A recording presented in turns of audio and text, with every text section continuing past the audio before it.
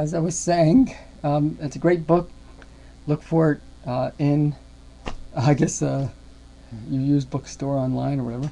Um, so I'm up to, was talking about his philosophical objections to a God who interacts with his creation.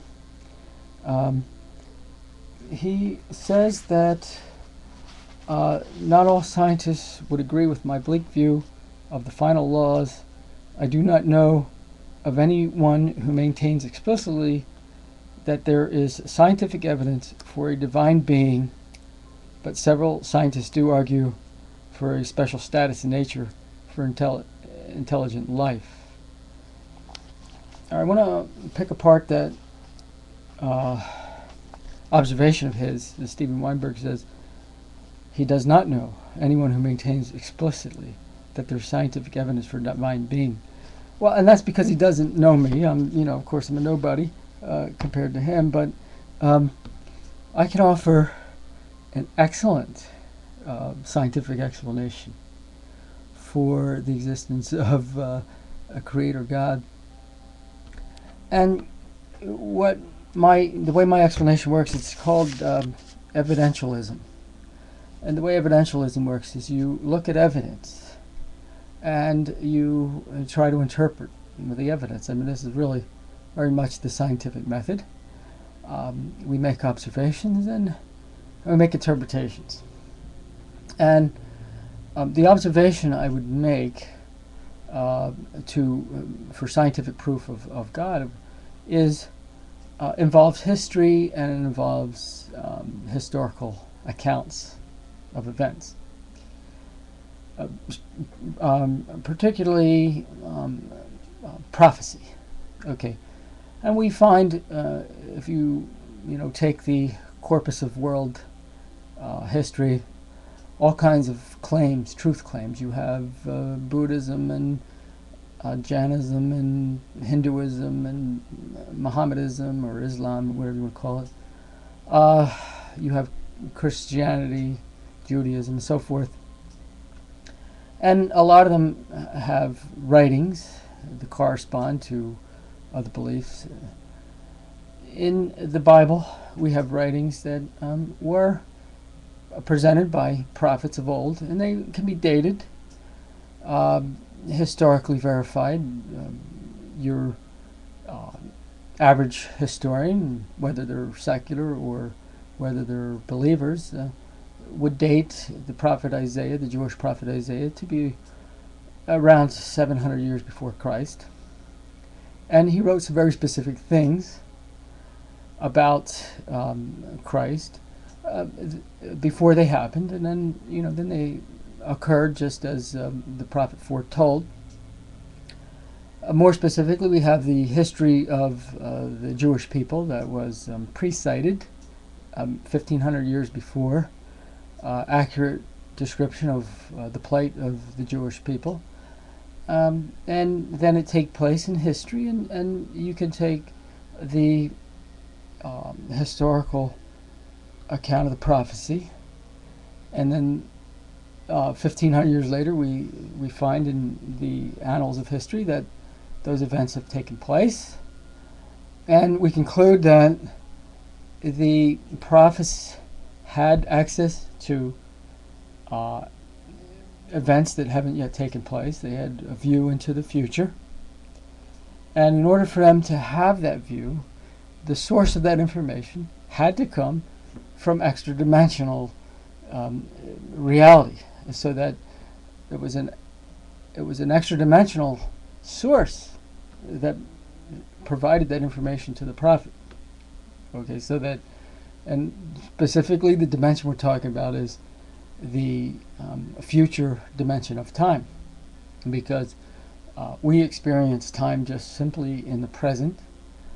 If you had the capability of experiencing time in the past, present, and future simultaneously, you could do this. You could succeed in telling somebody what was going to happen in the future very accurately, extremely accurately, because you would known the future.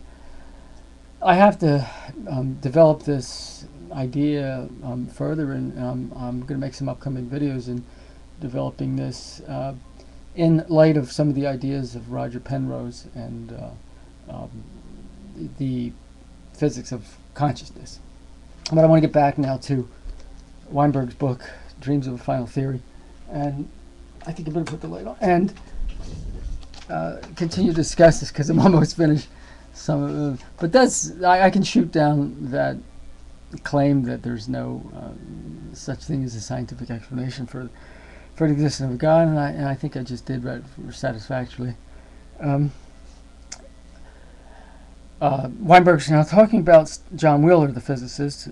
He says John Wheeler is impressed by the fact that according to the standard Copenhagen interpretation of quantum mechanics, a physical system cannot be said to have any definite values for quantities like position or energy or momentum until the quantities are measured by some observer's apparatus. For Wheeler, some sort of intelligent life is required in order to give meaning to quantum mechanics. Recently, Wheeler has gone further and proposed that intelligent life not only must appear, but must go on to pervade every part of the universe in order that every bit of information about the physical state of the universe should eventually be observed.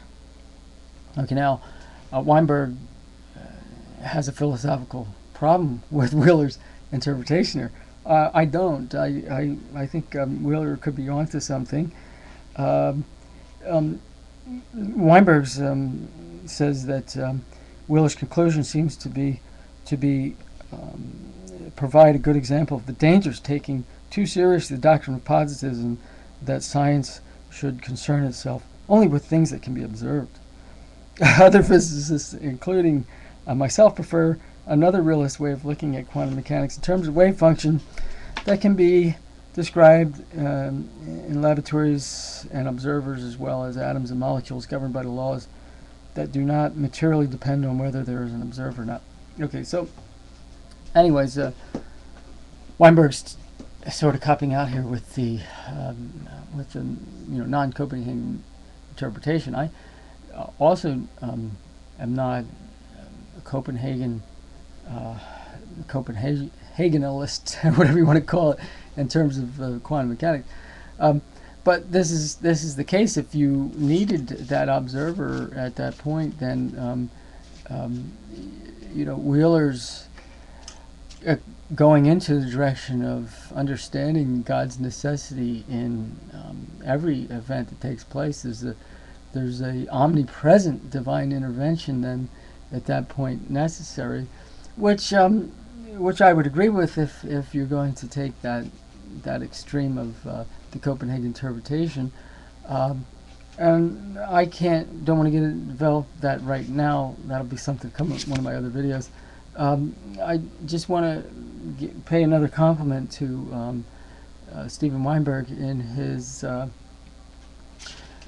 definition against religious liberals.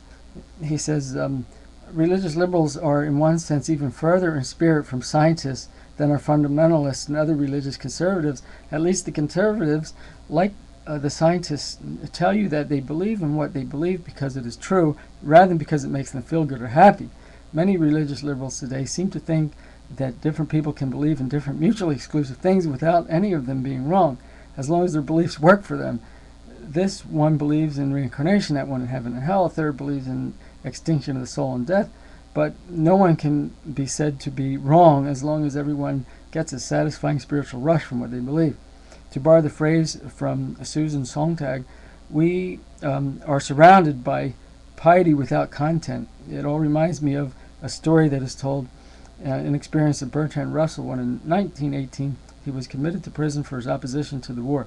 Following prison routine, a jailer asked Russell his religion, and Russell said that he was an agnostic. The jailer looked puzzled for a moment and then brightened with the observation, "I guess it's all right. We all worship the same God, don't we?" So Weinberg understands the inconsistency of those kinds of views. And one other thing before I leave off this, Weinberg also says that holy wars are not perversions of true religion, and I agree with him on that too. So there it is.